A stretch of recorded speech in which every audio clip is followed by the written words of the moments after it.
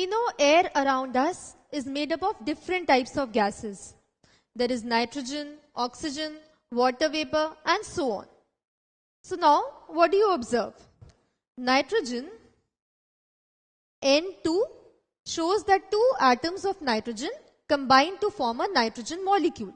So this is an element as it is composed of the same kind of atoms. Similarly, oxygen. In this, it shows that two oxygen atoms, they combine to form an oxygen molecule.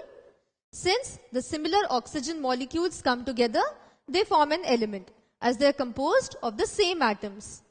But now, when you see water, H2O, in this case, there are two atoms of hydrogen and one atom of oxygen. In this case, there are two different types of elements. So what is this? Let's try to find out. We have water, and this is a water molecule. Water molecule is composed of two hydrogen atoms and one oxygen atom. So let's represent it in the three-dimensional figure. So in this case, these two represent the two hydrogen atoms, and this is an oxygen atom. So now, what is the similarity between the water that we see and drink and the water molecule? Let's find out. Let's take one drop of water. Let's see what's inside this drop of water. So what do you observe? You see that one drop of water is made up of a number of water molecules. So one drop of water is made up of millions of water molecules. In this case, the water molecules come together to form water. So we get a compound. A compound is a pure substance which is composed of two or more different kinds of elements combined chemically in a fixed ratio. Let's see this one by one. Water is H2O. In this case, we have two different types of elements. So it says that a compound is composed of two or more different types of elements. So water is composed of two different types of elements, and in this, hydrogen is bonded to oxygen by a chemical bond. So the two different types of elements, they are bonded by chemical methods in a fixed ratio. Keep in mind, the ratio of the elements is always fixed. In this case, water molecules always contain two hydrogen atoms and one oxygen atom. So the elements in a molecule of a compound are always present in a fixed ratio. So in water, there are always two atoms of hydrogen and one atom of oxygen. So such substances are known as compounds. Let's look at some of the characteristics of compounds. We know that compounds are made up of same molecules. So in this case, let's try to break this compound that we have. Let's say we break it like that. So now what do you observe? The physical and chemical properties of this molecule are the same as the physical and chemical properties of this molecule, and they are same as the physical and chemical properties of this molecule. So however small we break, since the compound is composed of same molecules, the physical and chemical properties remain the same. Let's break this further. So as we break this further, we reach this stage. We know that molecule is the smallest unit of a compound. When we reach this stage, we can interchange the term molecule with the compound, because we know that the physical and chemical properties of this in this compound are the same as the physical and chemical properties of this molecule. So when we have one molecule, we can interchange the term molecule with compound. So this is the same compound as this or this. So whenever we break a compound into smaller and smaller pieces, we get the same compound, it's just smaller. Similarly, if we start from one molecule, now we take a collection. So we have one molecule. When similar molecules come together, we know we get a compound. So this is a compound. If we take a collection of 4 molecules, this is again a compound. A bigger group of the same molecules is also a compound, as the physical and chemical properties of this molecule are the same for any other molecule. So now we know that whenever similar molecules come together, they form a compound.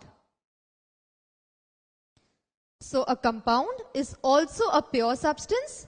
We know a pure substance has 2 properties. It is homogeneous and it has the same kind of particles. In this case, a compound has the same kind of particles. It has the same molecules throughout and it is homogeneous. That is, it has the same composition throughout. So if you look at any part of the compound, we see that it has the same composition throughout, as it is made up of the same kind of molecules. Hence, a compound is also a pure substance. So a compound contains atoms of 2 or more elements which are combined chemically. In case of H2O, hydrogen and oxygen, they are combined chemically in a fixed ratio. You take some water in a bowl. Now try to break it by using a hammer.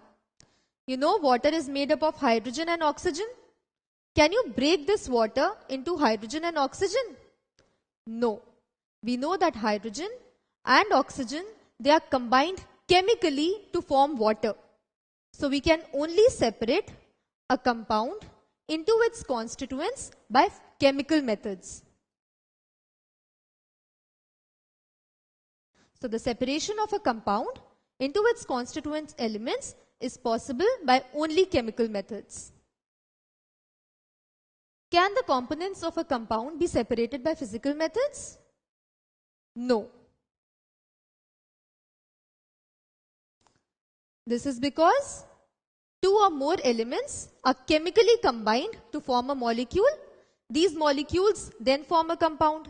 Since the elements are chemically combined, we can only separate them by chemical methods and not by physical methods. Observe what is happening here. We have the iron element and sulfur element. Iron atoms combine to give the iron element. Similar sulfur atoms combine to give the sulfur element. Now let's heat the 2. So as we heat, you see that chemical bonds are formed between the iron and the sulfur atoms. Let's try to separate them now. So you see that since they are combined chemically, it is not possible to separate them by any physical method.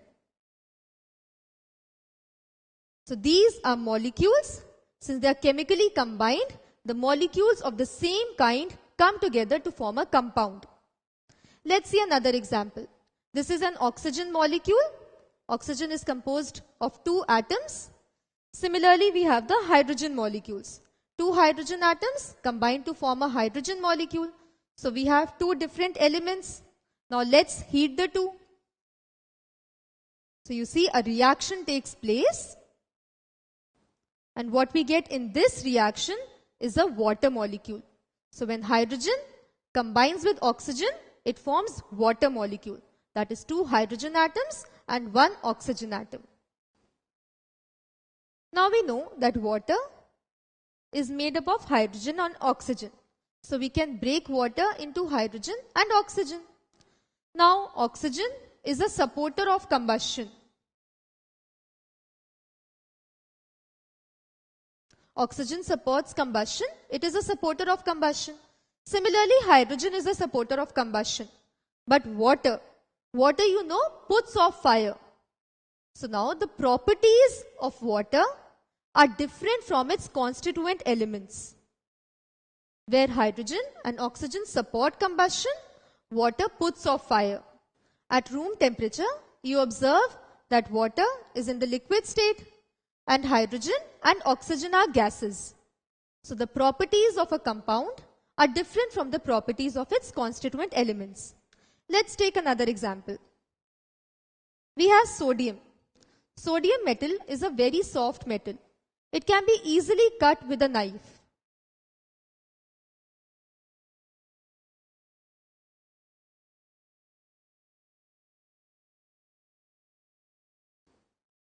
So now when sodium combines with a gas, that is chlorine, it forms sodium chloride. This NaCl is the common salt that we use, which is in the solid state. It is a crystalline solid. So now what do you observe? One soft solid combines with a gas to form another solid. So in this case, the properties of the compound are not the same as the constituent elements. So an important characteristic of the compounds is that the properties of the compounds are different from those of its constituent elements. So we know that molecules make up the compounds. When similar molecules come together, they make up the compounds, and we know that the molecules are such that two or more different elements combine together chemically. So industrial smoke, the major pollutant in this case is carbon dioxide. So it is made up of CO2 molecules. These CO2 molecules, that is carbon and oxygen, they are two different elements which are combined chemically. So they form a molecule CO2, and when these CO2 molecules, the carbon dioxide molecules come together, they form the carbon dioxide compound. So when a molecule of different elements combines to form a compound, we call it a molecule of a compound.